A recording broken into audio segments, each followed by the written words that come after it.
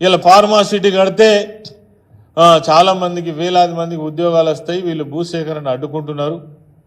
మీరు చేయలేదా భూసేకరణ అంటే? మేము చేసినప్పుడు భూసేకరణ ఇట్లా చేయలే. భూ నిర్వాసితులకు న్యాయం చేసి వాళ్ళకు ఖచ్చితమైనటువంటి వాళ్ళ యొక్క డిమాండ్స్ను పరిష్కరించి ఒప్పించి మెప్పించి దాదాపు 17,000 ఎకరాల భూసేకరణ జరిగింది. తెలంగాణ రాష్ట్రం వచ్చిన తర్వాత అనేక ప్రాజెక్టులు పూర్తి చేసినాం. ఒక్క ప్రాజెక్ట్ అన్న ప్రజలకు అంకితం చేసినామని మాట్లాడుతుంది. కాళేశ్వరం ప్రాజెక్టు పూర్తి చేసి ప్రజలకు అంకితం చేయలేదా? ఇలా నువ్వు చెప్పినటువంటి లెక్క ఏదైతే ఉన్నదో 63 లక్షల ఎకరాలలో మేము పంటలు పండించినాం అంటున్నావు కదా, ఏడికెళ్ళొచ్చినాయి నీళ్లు?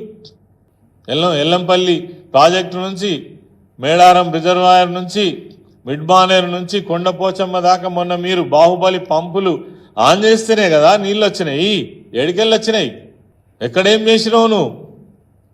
నవ్వుకుంటున్నారు నీ పరిపాలన చూస్తే ప్రజలు. కనీసం ఇవాళ కల్లాల దగ్గర జవాబుదారీతనం లేదు. పచ్చిబడ్లు అమ్ముకుంటున్నారు 1800కు 1900కు. పోయిన సంవత్సరం ఖచ్చితంగా చెప్తున్నాం 3200కు సన్నవడ్లు అమ్ముకున్నారు. ఇలా 2600కు తెగనమ్ముకుంటున్నారు. సిగ్గుందా మీకు అసలు?